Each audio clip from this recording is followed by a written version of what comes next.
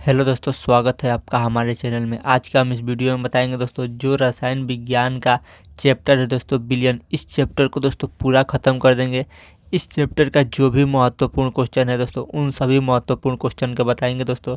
और दोस्तों इस चैप्टर से आपके बोर्ड एग्जाम में 8 नंबर का प्रश्न पूछा जाता है, तो यह वीडियो आप देख लेते हैं तो आपका 8 नंबर कन्फर्म हो जाएगा। देखिए दोस्तों, सबसे पहले हम आपको दिखा दे रहे हैं कि कौन कौन सा क्वेश्चन बताएंगे। देखिए यह क्वेश्चन बताएंगे, यह आपके बोर्ड एग्जाम में देखिए कितना बार पूछा गया, 2020, 22, 23 और 24 में पूछा गया है। अब देखिए हम अगला प्रश्न दिखा दे रहे हैं। अगला प्रश्न भी देखिए आपके बोर्ड एग्जाम के लिए कितना इम्पोर्टेंट है दोस्तों। इसको भी 2018, 2020 और 2023 में पूछा गया है। अब देखिए दोस्तों, हम आपको अगला प्रश्न दिखा दे रहे हैं। अगला प्रश्न भी आपके बोर्ड एग्जाम के लिए बहुत महत्वपूर्ण है दोस्तों।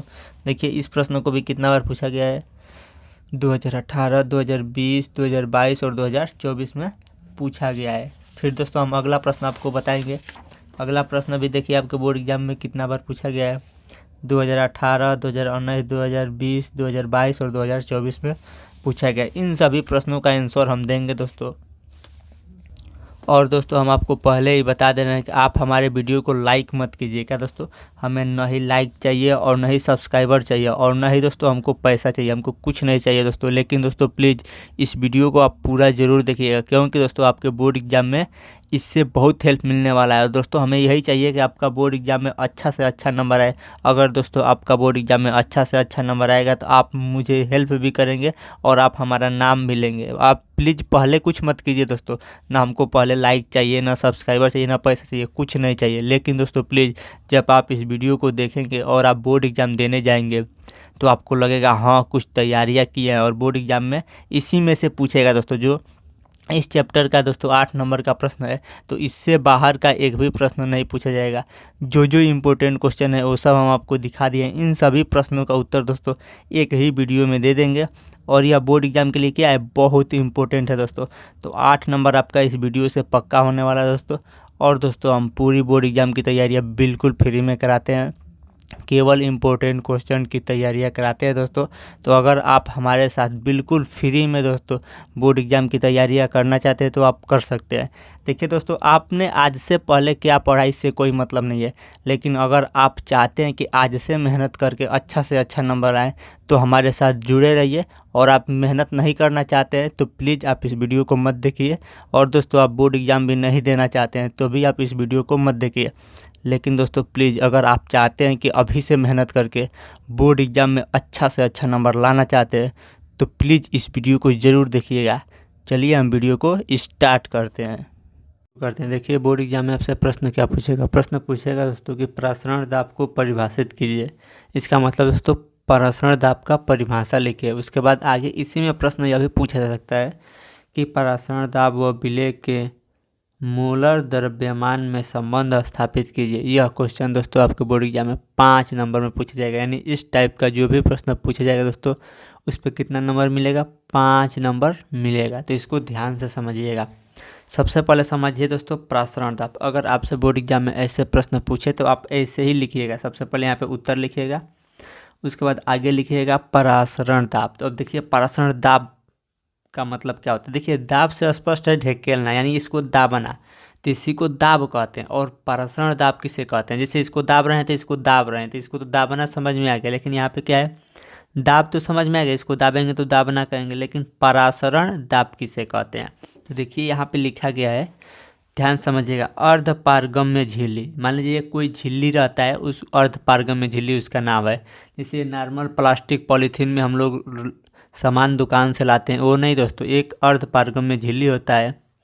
उसके द्वारा यानी अर्ध पारगम्य झिल्ली द्वारा विलयन पर लगाया गया न्यूनतम दाब, न्यूनतम का मतलब दोस्तों कम से कम दाब, प्रसारण दाब कहलाता है। क्या दोस्तों, अर्ध पारगम्य झिल्ली। उदाहरण के लिए मान लीजिए यही क्या है, यह मान लेंगे हम लोग क्या है, अर्ध पारगम्य झिल्ली है। तो यह अर्ध पारगम्य झिल्ली यानी इसके द्वारा कोई विलयन जैसे पानी होनी, ये सब क्या होता है विलयन पर लगाया गया न्यूनतम दाब, यानी इससे कम से कम दाब लगाया गया है, कम से कम इसे ठेला गया है। तो लगाया गया न्यूनतम दाब, कम से कम दाब को यानी न्यूनतम दाब को प्रसारण दाब कहते हैं। तो यह हो गया प्रसारण दाब का परिभाषा।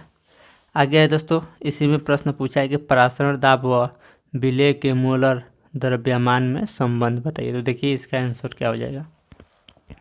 देखिए यहाँ पे लिखा गया है परासरण दाब और विलेय के मोलर द्रव्यमान में संबंध।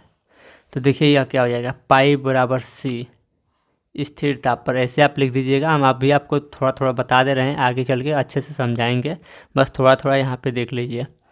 पाई अनुक्रमपाती, इसको क्या पढ़ेंगे, अनुक्रमपाती सी, इसको मान लेंगे समीकरण नंबर 1। और यह क्या होता है, स्थिर ताप पर होता है, सी मतलब ताप। उसके बाद पाई अनुक्रमपाती टी, यह भी क्या होता है, स्थिर सांद्रता पर, टी का मतलब टेम्परेचर हो जाएगा। ठीक, उसके बाद देखिए आप क्या करेंगे, समीकरण 1 और समीकरण 2 से नीचे लिखेंगे। तो यहाँ पे लिखेंगे समीकरण 1 और समीकरण 2 से। देखिए समीकरण 1 और समीकरण 2 में पहले दोनों में पाई पाई है तो पाई लिख देंगे, फिर अनुक्रमपाती है तो अनुक्रमपाती, और यहाँ पे सी है तो सी, टी है तो टी, यानी समीकरण 1 और 2 से इतना हो जाएगा, पाई अनुक्रमपाती सी टी। इधर 2 पाई है तो एक ही पाई लिखेंगे, और इधर एक सी है तो एक टी है तो एक टी लिख देंगे। ठीक, उसके बाद देखिए आप क्या करेंगे, जब यह अनुक्रमपाती हटाएंगे तो यहाँ पे एक अनुक्रमपाती स्थिरांक लगा देंगे। तो आर देखिए पाई है, अनुक्रमपाती हटा कर बराबर लिखे हैं, लेकिन जब अनुक्रमपाती हटाते हैं तो यहाँ पे स्थिरांक लगाते हैं। तो स्थिरांक क्या हो जाएगा दोस्तों, यहाँ पे आर हो जाएगा, आर, सी टी है तो सी टी। अब देखिए इसके बाद क्या हो जाएगा, पाई बराबर सी बराबर सूत्र होता है WB/MB/V।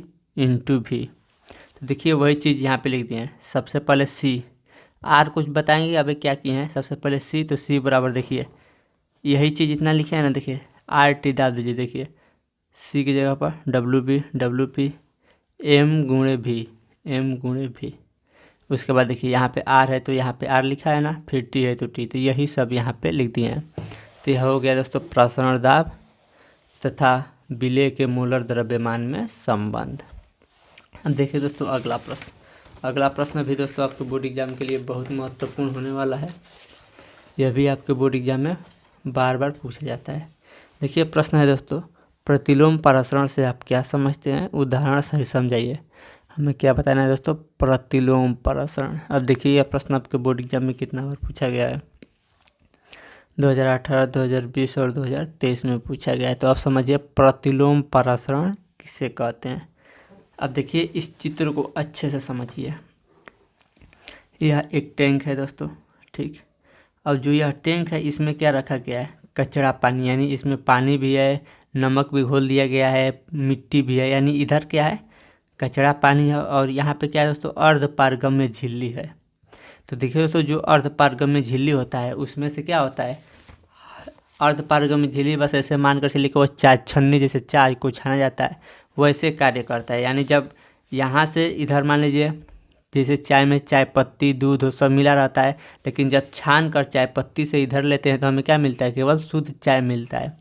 वैसे ही दोस्तों जब जल में कचरा पानी गंदा पानी मिल जाएगा और जब इधर से जब दाब लगाया जाएगा तो जो अर्धपारगम्य झिल्ली से होकर निकलेगा तो वहाँ पे क्या होगा दोस्तों, शुद्ध जल प्राप्त होता है।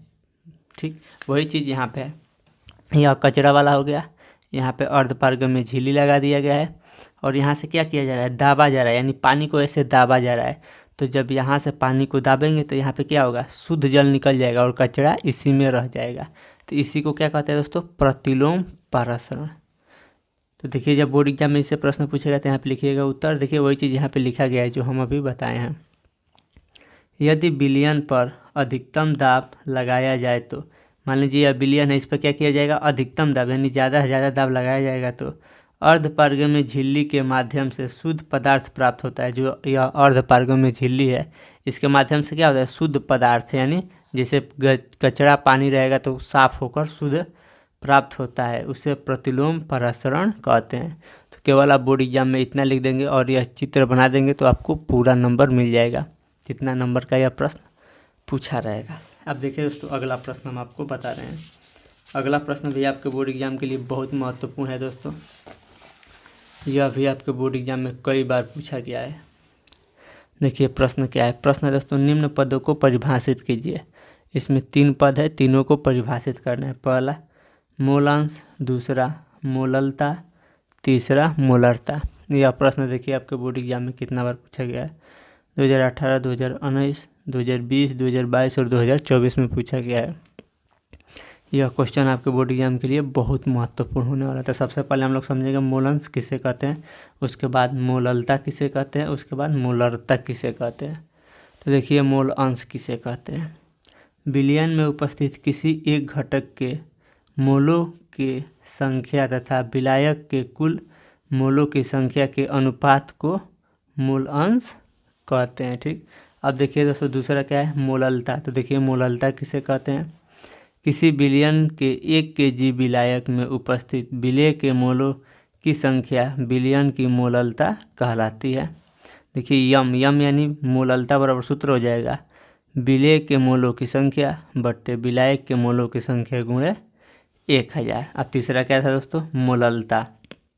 अब देखिए मोललता किसे कहते हैं, 1 लीटर विलायक में घुले हुए विलेय के मोलों की संख्या को उस विलियन का मोललता कहते हैं। अब देखिए दोस्तों अगला महत्वपूर्ण प्रश्न क्या है। अगला महत्वपूर्ण प्रश्न भी आपके बोर्ड एग्जाम के लिए बहुत महत्वपूर्ण होने वाला है। यह है दोस्तों आपका अगला महत्वपूर्ण प्रश्न।